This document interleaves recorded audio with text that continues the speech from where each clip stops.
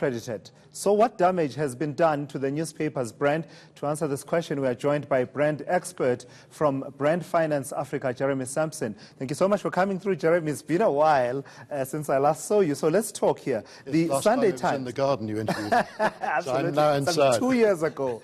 You've been upgraded, Jeremy. You're now inside. The Sunday Times has been a newspaper of record on many key stories, and people really trust the brand. And, you know, it comes, of course, from their long-standing tradition of the work that they have done in the quality of journalism that they've been delivering. From a branding perspective and trusting the brand to deliver on what it promises, how much damage does a retraction of this nature and an apology of this nature that says, you counted on us to tell you the truth, we lied to you? How much damage does it do? On the one hand, lots and lots of damage, because I think a lot of people have been questioning generally a lot of news that comes through the media, because as we know, the last decade we're getting all sorts of channels, whether it's fake news or social news. So we rely often on the old-fashioned media, if I can call it that, like a newspaper, like the Sunday Times, where perhaps they've helped themselves, but time will tell, is because they've admitted to it and they've come clean, as it were. But you know, watching Twitter at the moment, so many people have said, that's it, we're cancelling our subscriptions, we don't believe you anymore. And this is where today, who do we believe? Who can we trust? Now, is it eNCA? Is it another television channel? Is it overseas? Which newspapers? Or do we prefer, I don't know, Daily Maverick or our Twitter feed? And you know, it's so dangerous because a lot of these things are unofficial news channels. A lot of people are trying to be first to market as well, so sometimes they're almost jumping the gun. So the whole area of the media and who do you believe has got more and more complex.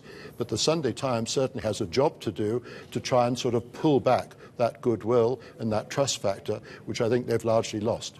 And what about the time that it has taken from the time that the first articles first appeared, for instance, on the Cato Manor situation, the alleged Cato Manor death squads and the whole situation around the Zimbabwe quote-unquote renditions story?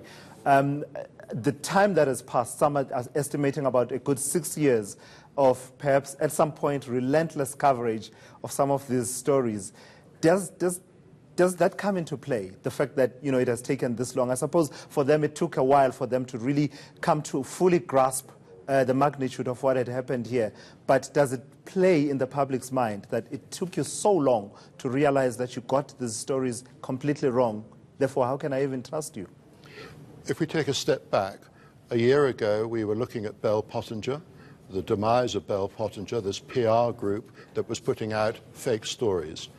Fake stories aren't new, and this is what we're finding here.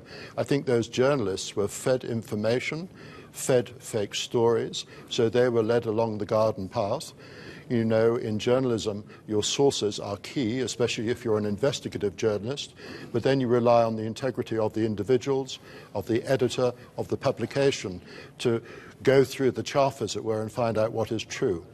In this case, it's taken a long time to come through, and I think in a lot of cases, even from the apartheid era, stories are still coming through that we're not quite sure what went on, and sometimes we're finding that what we were told was the truth 10, 15 years ago is not the truth today.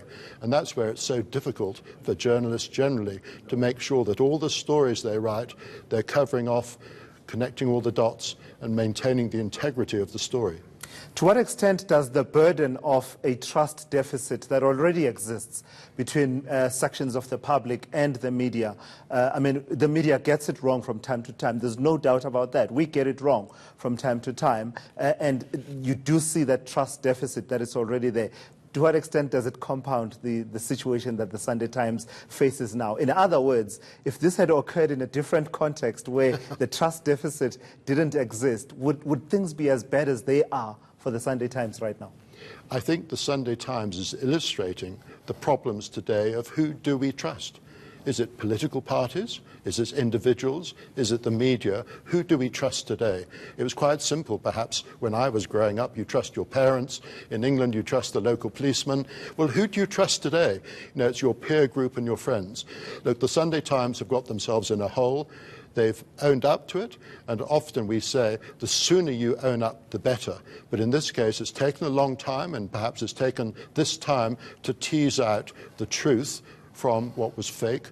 But remember, a lot of people's lives have been ruined by this. And that's the sad part of it, the law of unintended consequences here. A lot of people, not just General Boyson, but other people. At SARS, a lot of people have lost their jobs, they've lost their pensions because of these sorts of things. And that's where we've got to get to the bottom. But of course, this is a newspaper, as I said at the beginning, with a long-standing track record of producing good quality journalism over the decades. Do you see them surviving this? And perhaps not only in terms of surviving as a business, because I suppose we're not really there yet in terms of discussing that, but perhaps surviving as a credible news outlet that people can believe once again. Someone was making the example that if this was a smaller newspaper publication, it would be done. It would be, curtains for them. But perhaps because it's the Sunday Times, they might live to see another day. Well, what will the consequences? If it's small, advertisers would withdraw. Being big and being the Sunday Times, I'm sure some advertisers will perhaps stand back, but for the most part it'll go on. It is a big brand, it's a strong brand. I'm sure it's a very resilient brand. But as we talk about in reputation, make one mistake, if you've got a good track record, you'll be forgiven. Make two, the jury's out. Make three, and you can be dead. So now I'm sure they're going to be extra careful in the months going forward to make sure every story, especially from an investigative point of view, is totally as true it can be. In fact, that's the last point that I want to raise with you, Jeremy. That question of being extra careful and perhaps pulling all the stops and going the extra mile to make sure that what we deliver is the truth, as media now, broadly. How important is that for us to see this as the brand promise and delivering on it, to say to people, listen, when we say it is so, and you can take it to the bank? Well, that's a very good, complicated question, because as you know, a brand is a promise made and a promise kept. But in journalism, breaking news, what's happening, you want to get...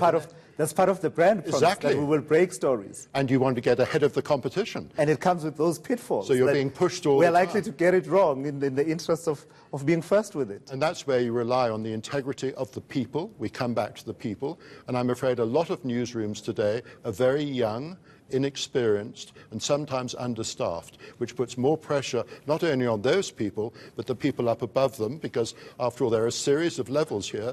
It's not just the people who wrote it, it's the editor who signed it off. So it's a challenging area, even if it is still very exciting.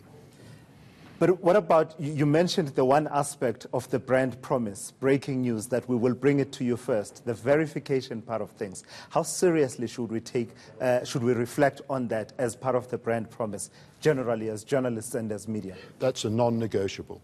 Absolutely non-negotiable. Everything you do has got to be based on people trusting you.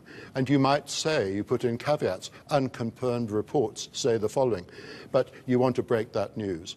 But at all times, you've got to make sure you're truthful. There's even a debate, as we've seen the last year or so, what is the truth? Is something post-truth? Is it pre-truth? Is it the truth rewritten? So at the end of the day, you want people to be watching eNCA and watching you and listening to you, who will trust you because they know you have a fantastic track record. All right, thank you so much. Jeremy Sampson, thank you for coming through. Don't let it be 2 years again before I see you. Well, invite me back. Thank you. Brand expert Jeremy Sampson talking to us here about the situation in as far as the brand is concerned following the retraction and apology by the Sunday Times. Meanwhile, Boyson says he'll approach the courts to take legal action against Sunday Times journalists. I knew from day one that these charges were false. So, although it's been a difficult time for myself, I carried on with my life, and I'm looking forward now to settle the scores with the National Prosecuting Authority, as we have done now with the Sunday Times. Will you consider legal action, Johan? I mean, as we saw, and you say those charges are still there, they haven't been scrapped yet, but we saw what happened with the rendition story and those charges being withdrawn. Most likely, the same will happen here, but will you take it further? Well, I've already instituted civil action against the National Prosecuting Authority, and I will pursue that. I've given Ungani certain undertakings, and I would not like to discuss that, but I'll definitely consider, and I'll be taking legal options with regards to the journalists involved in this saga in a personal capacity.